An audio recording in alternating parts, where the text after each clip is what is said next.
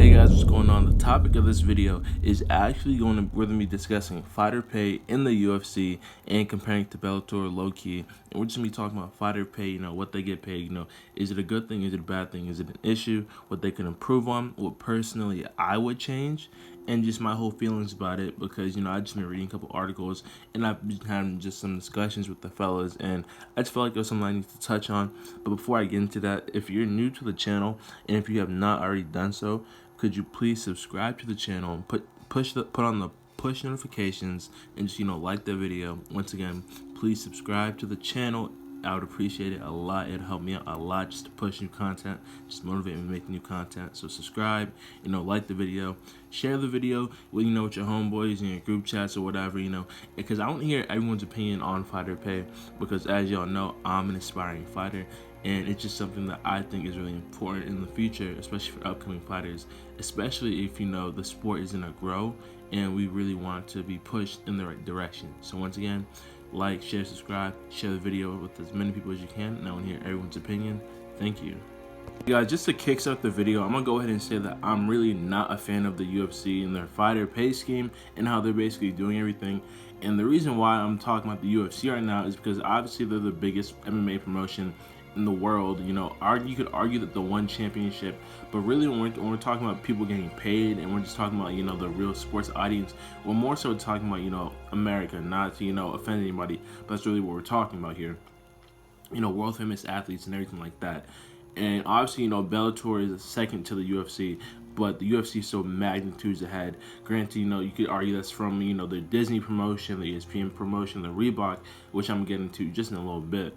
But yeah, so that's the reason why I'm really just addressing with the UFC in general, because I'm more so a fan of how Bellator does it if the numbers I'm seeing are accurate and the sources are true. So I'm gonna go ahead and say they are. So obviously everything can be fixed upon, but the UFC just has a really big it's just a kind of a big thorn when it comes to promotions and how they handle their fighter pay, because when you have the biggest stars in the sport, your Dustin Poiriers, your Gaethjes, your Jorge Masvidal's, and maybe your Gilbert Burns, and they're all talking about fighter pay, pay me what I'm worth, yada yada yada. It made people start to think, especially with the ESPN and Disney Plus deal. It brought a bunch of new eyes to the sport. And obviously, when people are going to the sport, checking out, who the top guys are, and they see that this is a reoccurring problem that, everybody's talking about, fighters are talking about it, coaches are talking about it, even the friends and wives of the fighters and coaches are talking about it, you know what I mean? So when they see that the big guys are talking about it, they're like, you know what, let me check and see what the, the little guys, because if the big guys are complaining about it, let me see. Because I can only imagine how it would affect the smaller guys, the fighters that aren't necessarily as known. The young guys, young lions and tigers are just coming up in the ranks and the divisions. And so when they looked at the numbers and everything, they saw that, it was a big problem. Because just put it into perspective, right? The UFC splits its revenue with its fighters at an estimated 16 to 18%. Right? And to put it into perspective, the NBA, NBL, NFL, they're more so around 50%. Some a little bit higher, some a little bit lower, but the average for them, for the major ones, is 50. And obviously, you can say, well, they're bigger promotions, yada yada yada. Bellator does I think a 47.5%. And I know you're gonna be thinking, well, Bellator is split so much bigger than the UFC's. How come the fighters they get paid maybe a little bit less or yet whatever? How come everyone's just gonna go to Bellator?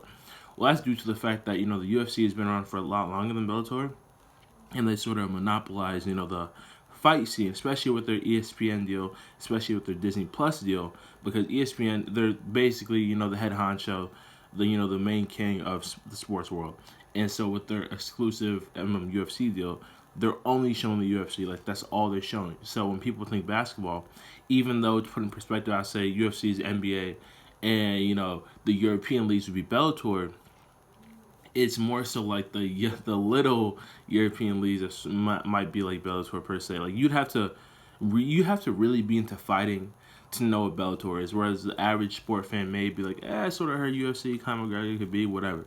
But you'd have to really be into fighting to even know about Bellator, and you have to be a really big fighting fan to even know about the one, K1 championship, K1, the NFC, etc. You know what I mean?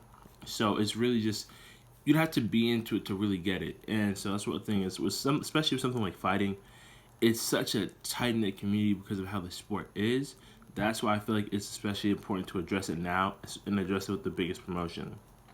So, and in the poll from the Athletics showed that only 9.8% of people even involved with, the fighters, the whole atmosphere with that, even approve of the UFC and how they pay their fighters. And an estimated 40% of UFC fighters make under 45K per year. And I know what you may be thinking, right? How is that possible? Well, the Reebok deal is one of the major reasons why fighters don't get paid a lot, because how it works basically. This isn't gonna be exactly how it works, but I'm just give you like the meat and potatoes of it, right? So when Reebok came in, they made an exclusive deal with the UFC where you could basically virtually only really wear Reebok, and you can obviously wear other companies and stuff like that, but they'd have to pay basically a super high tariff for that, and obviously companies aren't gonna want to pay that just to have it shown in the UFC, especially because UFC, it's like this, right? If I would have to pay 50 grand to have an athlete wear my stuff, and I want them to advertise for me, am I going to pay an MMA fighter to do it? Or am I going to pay an NBA, NFL athlete to do it? Especially with football and basketball being such bigger sports in America, they're going to go with the NBA, NFL. So they're not really looking at the MMA fighters anymore. And the Reebok deal is really gutted it because in Bellator 2, not only do you get paid like a bigger split, but you can also more or less wear whatever you're more. They have a looser policy when it comes to brandings and when it comes to advertisements and stuff like that. That's why I see a lot of guys wear different brands and stuff, different sponsors on their shorts and stuff like that. Whereas in the UFC, all the fighters basically have the same sponsors. They have Monster Energy, they have Venom, they have Gorilla Wear, they have Nike, and they have Reebok and stuff like that. So that's a really big reason for it. And Miles Jury on YouTube has made a really good video, breaking this down, especially from him being a former UFC fighter, UFC veteran, and a current Bellator fighter. He gives really good insight on it. So yeah, check out Miles Jury's video on it too. But yeah, that's my take on it. And how I would improve this personally is that I would increase the UFC fighter split from the 15 to 18. I would bump it up to 30 to 35, because I know what you're gonna say, well, why not just make it a smooth 50 just to balance out with the the other major leagues. Obviously, you're not gonna get all. You're not gonna, if you ask someone for $100, they're not gonna give you $100 off for it. You got to give and take. So that's why I think 30 35 would be a really good split. Because my thing's like this, right? Especially because you guys know I'm an inspiring fighter. I hate seeing fighters struggle. So the fact that we're in the UFC and you have UFC veterans and fighters, that are struggling, that are poor, that they can't even afford an apartment, yada yada yada. It just really sucks, because my thing is, when we make it to the UFC, it should be like, okay, mama, we made it, whatever. You know what I mean? It's like when you get to NBA, NFL. It's like once you made it, you've made it. You know what I mean? Like there's no one in the NFL like off rip that once they start getting NFL, NBA checks, they're homeless, whatever. Obviously, years later, if their spending habits catch up with them, that may be a different story. But the fact that you still have, besides from Stipe Miocic, the heavyweight champion, who he's a volunteer fighter of his choice. He's a multi-millionaire. He just does it because that's his passion. He just loves to do it. But the fact that you have fighters that have to work day jobs because they literally cannot afford to not have a day job, and they're a fighter in the UFC, is just blasphemy to me. Because I think the UFC should just take better care of their fighters. And I'm not even gonna say, oh, just fight more, do this, do that. Well, if I get a broken orbital bone, or I get a fractured leg, or if my injury just prevent me from fighting, then what am I supposed to do? If I'm out for 5 to 8 months, what am I supposed to do? Because I'm obviously not getting paid by UFC, and my promotions and my sponsors aren't giving me money because I'm not fighting. And the money that they do give you from fighting, the money that Reebok does give you from fighting is super minuscule, to the point where it's not even is virtually non-existent.